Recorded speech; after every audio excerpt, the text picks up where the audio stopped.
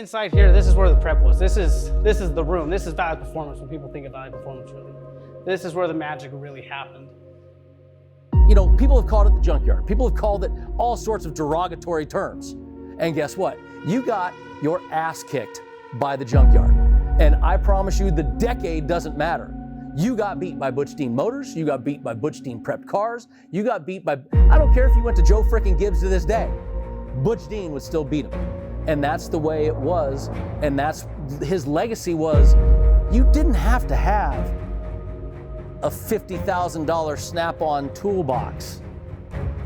You just had to be passionate and do it right, and Butch knew how to do it right.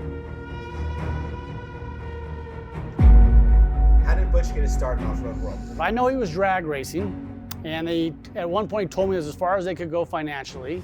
And his mentor when he was younger was a gentleman by the name of Orlo Cox, who had friends that were in off-road racing, and they built a buggy, what they called a buggy back in the day, and that's how he got into it. And then I think that was probably 1969 or 1970, and ever since then he's been 100% off-road racing. And then this was his room. This was the magic room. Back in the day, my dad told me stories where my grandpa, he did everything. He'd be like a wholesale guy, so he would do trans, he'd do motors, like he was the guy. Like they built their cars, they did all of it. There was no other person involved. It was Butch Dean. Well, I met Butch in the early 80s. He became partners with my dad in Nevada Off-Road Buggy, and you know, that was the beginning. We ended up building the Sandrail, my dad and I, and a couple years later, we were buying a 1.2/1600 car that was in Butch's yard. Going on from there, we ended up racing a Class 1 car for him in 1986 and 87. Butch is the type of person that would, honestly, if there's a will, there's a way. You go to the race to win, you know, whatever it takes to get to the finish line. And it doesn't matter who it is, what it is, that's the way Butch was. There's a couple big families in racing. You got the McMillans, you got Walker Evans, and Butch Dean. Butch Dean created many of the greats. Like you said, you got Rob McCackern, Jack Johnson, all the Herbst brothers, Brian Collins, my father, and they won everything. When he went to a race, Valley Performance won. When they showed up, it was who was getting second.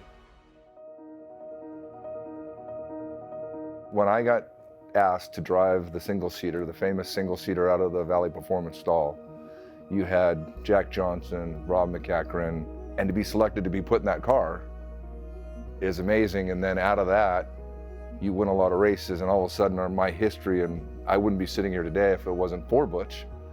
And the Truggy may not have ever been built because if I wasn't so successful in the single-seater, and that's how the Truggy started, is because I went into Butch and said, okay, let's go build a truck. And he said, son, I build buggies. If you want a truck, it's that way. And I was like, I got you. Class 1 is the class in the desert. I know everybody loves to talk trophy trucks.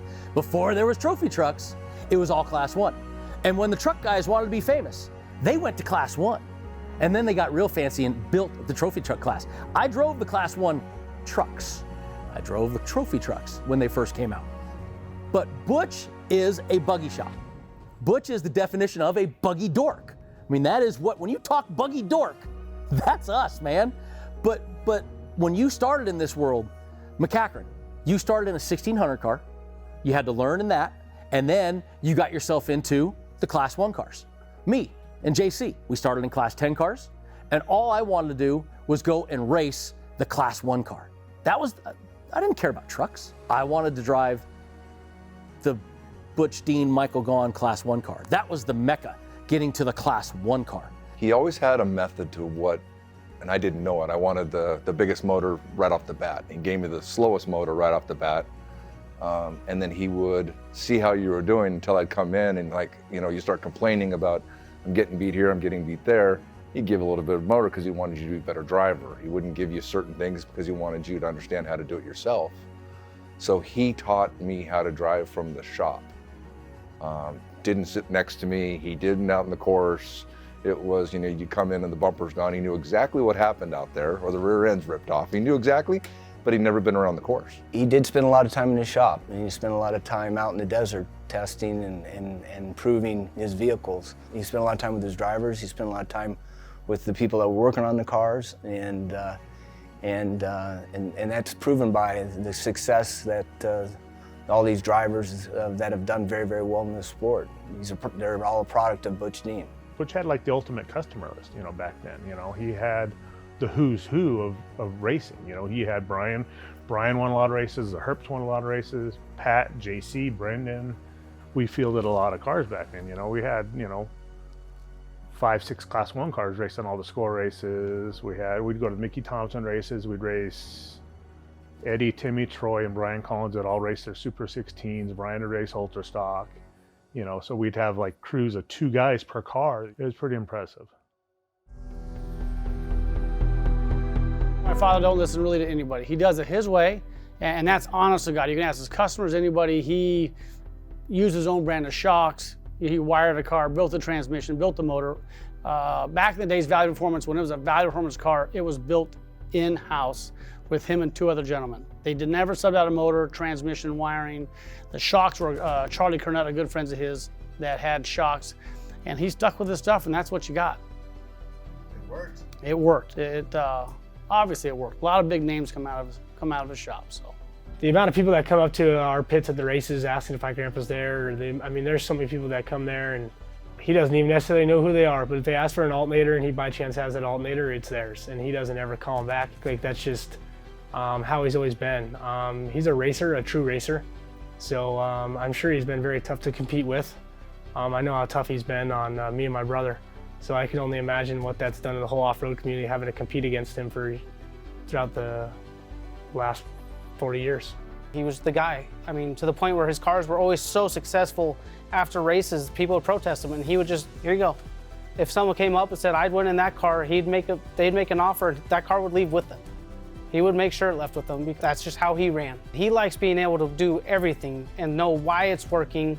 He wants to progress, and that's where I think from the very beginning, he's so strong is because he started there. He learned all the way up why things are working, why things aren't working. So from the 60s, he's had all this time to learn and develop, and had drivers that are willing to put in the time and effort, and it's truly amazing. As I realized I loved doing this and I wanted to get better at it and go faster, timing was right, and Jack Johnson ended up moving on to Team Nissan, and I ended up getting the ride from that and driving for Butch. And for me, that was definitely a major stepping stone in my career. It got me into meeting Michael Gaughan, being sponsored by his hotel at the time, Barbary Coast, and that carried me on through meeting Walker Evans, and that was the beginning of my career. And very thankful to Butch Dean, and I'm just one of a few, honestly, that are thankful for what Butch has done for us. There's many people in off-road community that are very thankful for what he's done for them.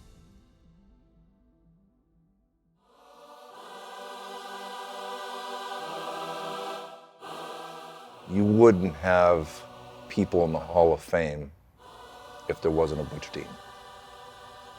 So you have some inductees in there that came through Butch. Butch touched them. Butch touched the lives of a lot of off-roaders. So when you think off-road, you do think Butch Dean. And he is a Hall of Famer. But this is a great honor for Butch, and like I said, he's got his fingerprints on this off-road racing industry for quite some time. It's got to be 50-something years, and it's probably a lot later than it should have been. He should have been inducted a long time ago. He has dedicated his life since I've been born. He is still out there now with as much love or passion for the sport as ever. And he's done a lot. He's been around everybody. He's helped people come from nothing to something. Just a true lover of off-road racing, and I believe he deserves it. He's truly cherished his life, not financially. He gave his life for this sport, and I grew up with him. That's all we taught. That's it.